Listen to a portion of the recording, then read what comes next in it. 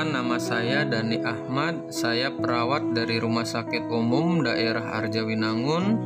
Di sini saya akan memaparkan laporan orientasi pegawai pemerintah dengan perjanjian kerja, pengenalan nilai dan etika instansi pemerintah bagi pegawai pemerintah perjanjian kerja dengan judul Optimalisasi pencegahan kekambuhan berulang pada pasien skizofrenia di ruang Pattimura. Latar belakang, menurut Undang-Undang Nomor 20 Tahun 2023 tentang ASN merupakan peraturan terbaru yang mengatur hak, kewajiban, dan tugas ASN di Indonesia. Undang-undang ini membawa perubahan penting dalam pengelolaan kepegawaian, baik untuk pegawai negeri sipil maupun pegawai pemerintah dengan perjanjian kerja. Maksud dan tujuan: peserta mampu memahami program orientasi serta mengenal nilai dan etika di instansi pemerintah. Lalu peserta mampu mengaktualisasikan nilai-nilai dasar ASN berakhlak.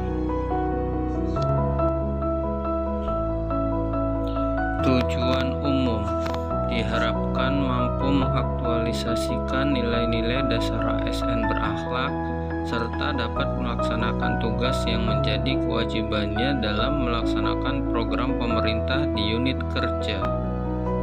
Tujuan khusus: 1. Pasien memahami dan meningkatkan kepatuhan dalam mengkonsumsi obat dengan sesuai anjuran dokter.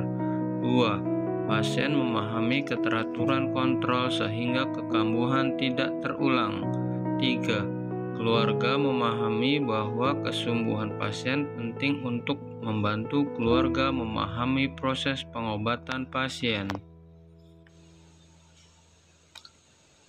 Waktu dan tempat: pengangkatan P3K tenaga kesehatan di lingkungan pemerintah Kabupaten Cirebon terhitung tanggal 1 Maret 2024 sampai dengan 28 Februari 2029. Dilakukannya rencana aksi di Rumah Sakit Umum Daerah Arjawinangun. Visi misi Kabupaten Cirebon. Visi: terwujudnya Kabupaten Cirebon beriman, bersih, inovatif, maju, agamis, aman. Misi: Kabupaten Cirebon bersih, Kabupaten Cirebon inovatif, Kabupaten Cirebon maju, Kabupaten Cirebon agamis, Kabupaten Cirebon aman. Tupoksi P3K. 1. Melaksanakan asuhan keperawatan pada individu, keluarga, kelompok, dan masyarakat. 2. Melakukan tindakan keperawatan sederhana. 3. Melakukan pendidikan dan pelatihan kesehatan. 4. Melakukan penelitian dan pengembangan kesehatan. Isu yang saya ambil: pada tahun 2025, kasus kekambuhan berulang pada pasien skizofrenia di Rumah Sakit Umum Daerah Arjawinangun Cirebon meningkat pada bulan Januari dengan jumlah 30 orang. Karena kurangnya pengetahuan pada pasien dan keluarga pentingnya untuk kontrol rutin dan kepatuhan minum obat, serta peran pentingnya dukungan keluarga agar tidak terjadi kekambuhan berulang. Rencana aksi yang saya buat ada 3 kegiatan. Yang pertama, edukasi kepatuhan minum obat pada pasien skizofrenia. Tujuannya agar pasien memahami dan meningkatkan kepatuhan dalam mengkonsumsi obat sesuai dengan anjuran dokter. Lalu yang kedua, edukasi keteraturan kontrol. Tujuannya agar pasien memahami keteraturan kontrol atau berobat jalan sehingga kekambuhan tidak terulang. Lalu yang ketiga, edukasi peran pentingnya dukungan keluarga terhadap kesembuhan pasien. Yang tujuannya agar keluarga memahami pentingnya dukungan keluarga terhadap pengobatan dan kesembuhan pasien.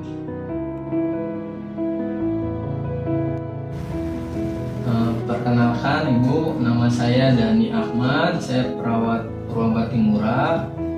Saya akan menjelaskan peran keluarga dalam merawat pasien jiwa ya Bu.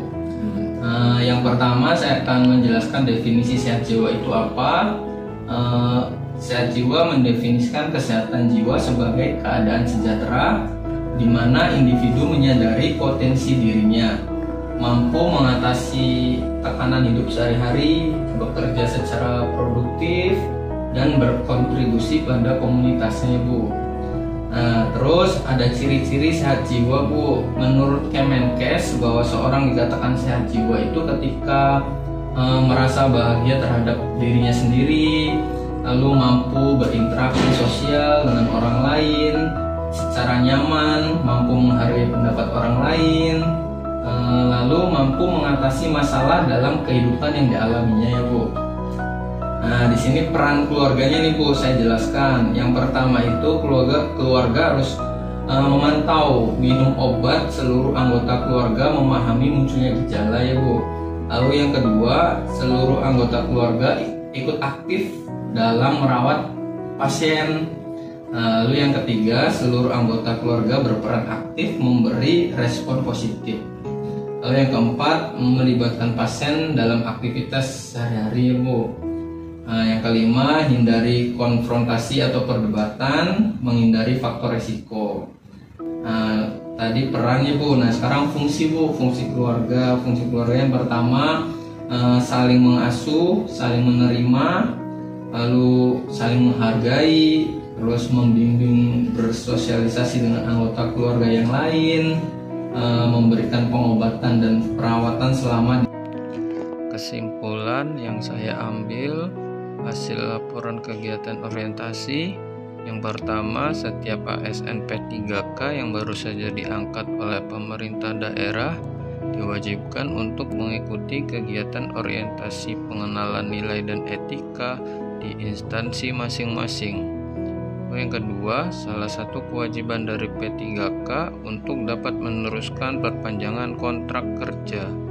Lalu yang ketiga, P3K yang baru saja diangkat mampu melaksanakan tugas pelayanan publik, tugas pemerintahan, dan tugas pembangunan tertentu secara profesional di lingkungan instansi pemerintah Kabupaten Cirebon. Lalu yang keempat, masa orientasi memberikan pemahaman dan pengenalan bagi para ASN P3K pada tugas dan fungsi serta visi misi dari pemerintah Kabupaten Cirebon. Saran saya di sini ada 4. Yang pertama, Badan Kepegawaian dan Pengembangan Sumber Daya Manusia sebaiknya secara berkesinambungan untuk meningkatkan pelaksanaan pelatihan dan orientasi bagi P3K untuk meningkatkan kompetensi P3K. Lalu yang kedua, Dinas Kesehatan Kabupaten Cirebon sebaiknya terus meningkatkan pelaksanaan pelatihan bagi P3K untuk meningkatkan kompetensi P3K terutama perawat. Lalu yang ketiga, bagi kepala bidang keperawatan untuk selalu melakukan bimbingan dan arahan kepada P3K agar bekerja dengan maksimal. Lalu yang terakhir, yang keempat, bagi sesama perawat ke depannya dapat menjalankan tugasnya dengan baik sesuai dengan tupoksinya masing-masing, serta mengimplementasikan core value berakhlak di dalam pelayanan. Sekian video laporan rencana aksi saya. Mohon maaf bila banyak kekurangan. Wabillahi taufiq walhidayah. Assalamualaikum warahmatullahi wabarakatuh.